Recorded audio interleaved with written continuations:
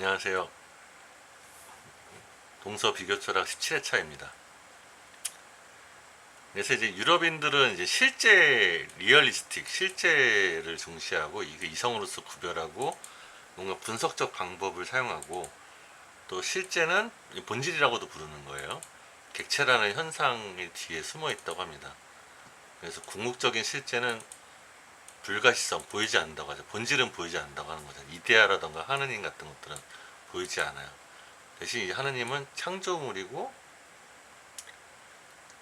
하나님은 그의 창조물과 나타남과 계시에 의해서 알 수 있다고 합니다. 현상으로부터 본질을 알 수 있다는 거죠. 그래서 이제 하나님은 유럽인한테 객체 현상 뒤에 존재하는 본질적인 실체입니다. 그러면 인도인에게 주관주의라는 것은 이 실제 아트만으로서의 브라함은 자아라는 현상 밑에 의식의 객체는 어떤 의식에 의존하고 의식은 자아에 의존해서 자아는 자기를 직관하지만 또 동시에 그것이 의식하는 객체를 또 직관하고 그래서 이제 자아나 주체가 이제 여러 지식이 객체가 되는데 그 근원이 된다는 거죠.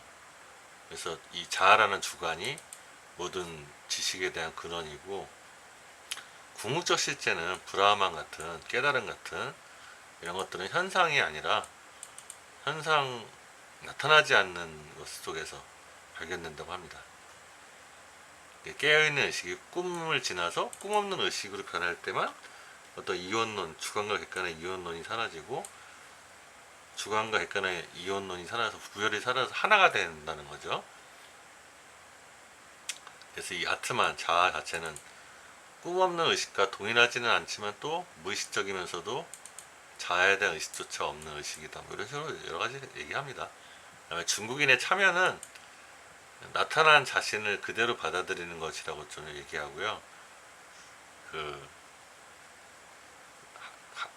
서양처럼 이제 하늘과 같은 객체 뒤에 숨어 있는 원자나 하느님 같은 실제를 찾을 이유가 없다고 합니다.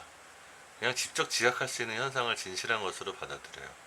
그래서 현상과 실제의 구분은 무의미하고 뭐 이렇게 소박한 실제론이라고도 할 수 있는데 어떤 보통 사람의 철학, 일상인의 철학이라고 좀 얘기를 합니다.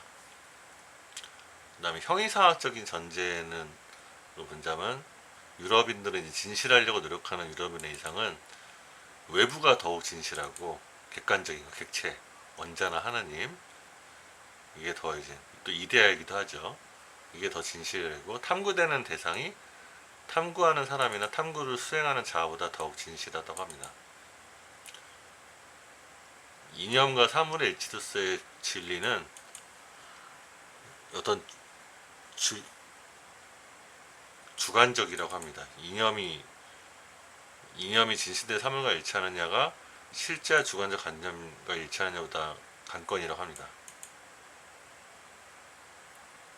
관념은 틀릴 수 있으나 관념은 틀릴 수 있지만 외적인 실제는 틀릴 수 없다고 해요. 객관적인 실제론을 얘기를 하는 거죠. 인도인들은 이제 주관주의적이기를 원해서 내적인 것이 더 진실하고 진실이 아니라 진실하고 객체보다 주체가 더 진실해요.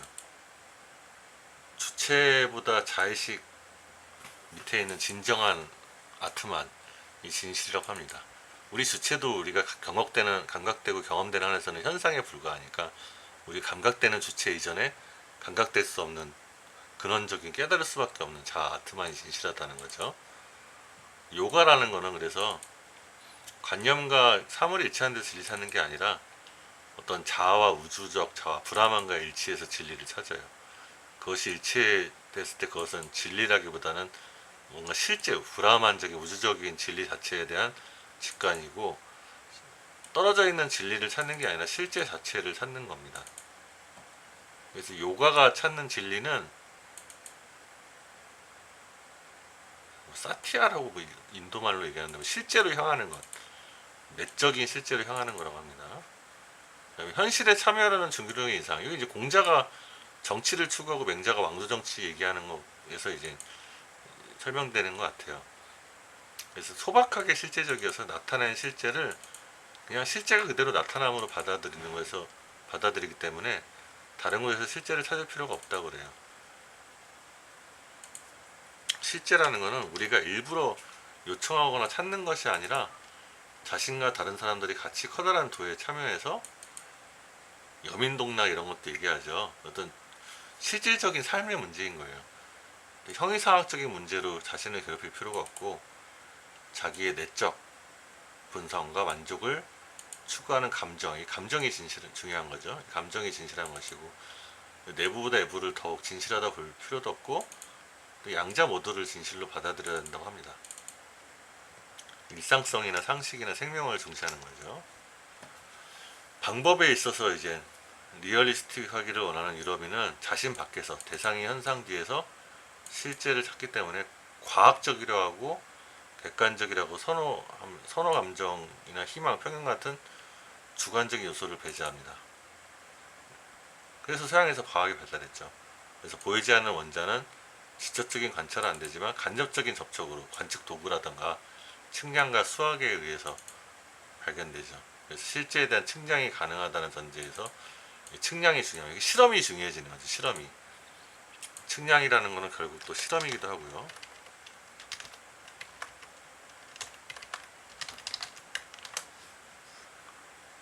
그 다음에 주관주의라고 하는 인디아인들은 판타날리라는 요가가 있는데 뭐 금욕, 봉헌, 자세, 호흡 조정, 감각, 관심 집중, 의식 구별이 사라짐, 정신이 객체와 구별된다는 의식까지 포기한 단계. 그래서 의식이 통합을 추구해요. 주관과 객관이 분리되는 게 아니라 우주하고 의식이 통합되는 것을 말하는 거죠. 그렇지 의식이 우주와 통합된다는 게 뭔지는 저도 잘 모르겠어요. 뭐 이제 노자에서도 이제 양생 수련을 하거나 이제 명상을 하거나 기공 수련을 하거나 단전호흡을 할 때 느껴지는 뭔가 그런 것과 비슷할 것 같아요. 자아는 측정할 수 없게 되고 계산하거나 부분으로 구분될 수도 없게 된다고 합니다. 자아에 대한 모든 측량 시도는 환상이 되고 이런 측량이라는 것들은 자아의 어떤 부분만을 얘기해 준다는 거, 자아를 잘못 왜곡되게 표현해 주게 되니까요. 그래서 측량의 결과는 필연적으로 실제에 대해서 거짓된 결과를 낳게 되는 거예요. 애초에 측량할 수 있는 성질이 아니니까요, 자아는요. 왜냐하면 자아는 공간도 없고 시간은 있을 수 있겠네요. 시간. 근데 시간도 궁극적에서는 또 시간이 없을 수도 있죠. 그다음에 현실에 참여하는 중국인은 어떤 도 간의 차이와 유사점, 또 그들의 큰 도와의 차이와 유사점을 또 찾으려고 합니다. 양자가 같지도 않고 다르지도 않고 도대체 같지도 않고 다르지도 않으면 뭡니까? 이 저자는 유비론이라고 하고 있어요. 비유적으로. 그래서 주역이라는 것은 서양처럼 객관적인 측량을 하는 양적인 측량의 기술이 아니고 유비를 통해서 미래를 예측하게 한다고 합니다. 진정한 예측이라고 볼 수 있는지도 모르겠어요. 유비적인 예측이라는 것은 어떤 이제 암시나 계시라고 하는 게 더 날 수도 있겠어요.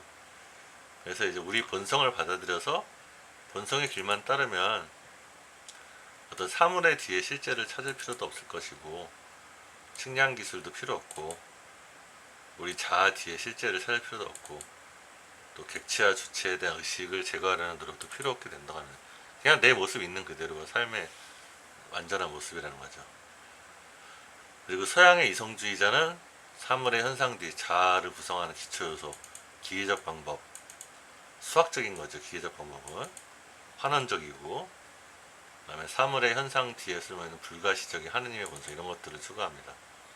인도의 주관주의자는 자아를 이해하고 자아와 타와 우리 자신을 이해함으로써 타자를 이해하고 우리는 동물과도 비슷한 감정을 가지고 있고 경험한다고 얘기합니다. 또 중국의 참여론자는